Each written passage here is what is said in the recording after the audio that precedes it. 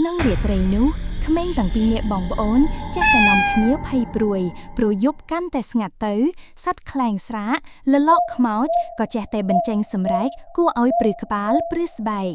ថ្លៃពីអសារកាយដែលតែងត្រាច់រង្គត់រកសាកសពសត្វព្រៃធ្វើជាអាហារលុះមកប្រទះឃើញខ្មោចនៅក្នុងក្តារមឈូសដែលមិនទាន់បានសីមាការពារនៅឡើយក៏រលាកខ្លួនចូលទៅសក់ក្នុងរូបសពនោះមួយរំពេករឿងព្រេងទាក់ទងនឹងមនុស្សស្លាប់ថ្មី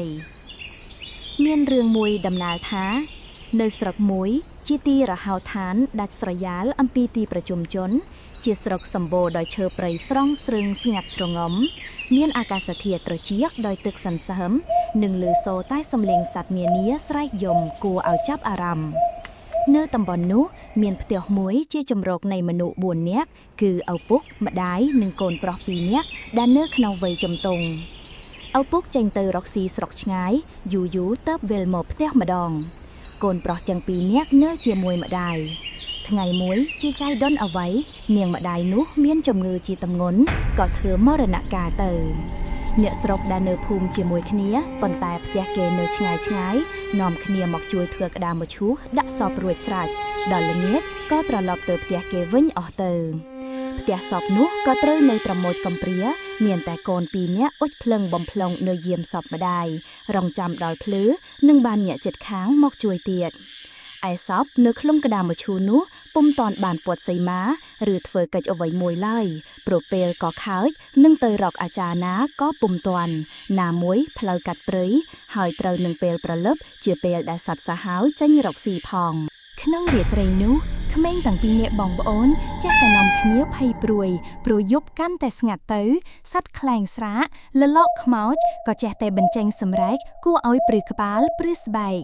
ថ្លៃពីអសារកាយដែលតែងត្រាច់រង្គត់រកសាកសពសត្វព្រៃធ្វើជាអាហារលុះមកប្រទះឃើញខ្មោចនៅក្នុងក្តារមឈូសដែលមិនទាន់បានសីមាការពារនៅឡើយក៏រលាកខ្លួនចូលទៅសក់ក្នុងរូបសពនោះមួយរំពេកខ្មោចដែលនៅស្ដុកស្ដឹងប្រៀបបាននៅដុំឈើនោះក៏ស្រាប់តែហាក់ដូចជាមានវិញ្ញាណឡើងវិញហើយបំរាស់ប្រវេប្រវាព្រុសប្រាសរកងើបចេញពីក្តារមឈូសកុមារបងប្អូនដេកនៅជិតក្តារមឈូសប្អូនមិនទាន់ដឹងការអ្វីច្រើនក៏ដេកលួសទៅនៅតែកុមារបងដែលចេះតែមានការបារម្ភខ្លាចលក់លឺសូរខ្មោចនោះរើក្រក់ក្រាក់ក្នុងក្តារវាក៏ចេះតែលួចសម្លឹងទៅរកក្តារមឈូសមិនយូរប៉ុន្មានស្រាប់តែខ្មោចនោះអើតក្បាលចេញពីក្តារមកខ្ងក់ម៉ែអើយអើតមកធ្វើអ្វីហ្នឹងកុមារបងឃើញដូច្នោះភ័យណាស់កន្ត្រាក់ដៃប្អូនអូសរត់ចុះពីលើផ្ទះប្អូនក៏ស្ទុះទៅតាមទៀងសងមើង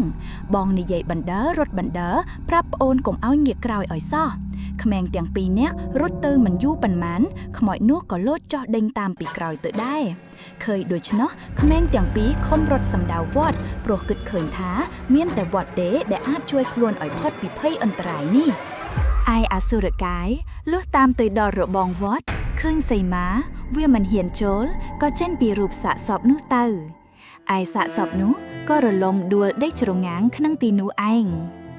លុះព្រឹកឡើងព្រះសង្ឃនិងអ្នកស្រុកដឹងរឿងហើយក៏ផ្អើលមកជួឆហើយនាំគ្នាលើកខ្មោចនោះទៅបូជាធ្វើកិច្ចរងាប់ចង្រៃគ្រប់បែបយ៉ាងទៅតាមទម្លាប់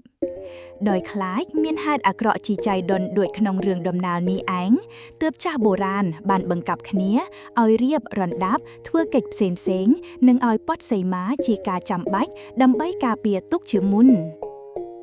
កាលបើមានបុគ្គលថ្មីស្លាប់លើផ្ទះ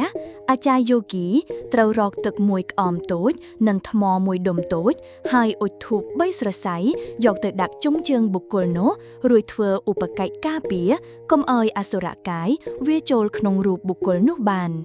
បើមិនធ្វើដូច្នេះទេកាលណាមានសត្វឆ្មាសម្បូរខ្មៅលោតកន្លងបុគ្គលនោះអសុរកាយនឹងចូលក្នុងរូបបុគ្គលនោះពុំខានតែមិនបានធ្វើដូច្នេះទេត្រូវពួតសីមាបើបានពួតសីមាហើយទោះបីមានឆ្មាខ្មៅលោតរំលងក៏មិនថ្មីដែរ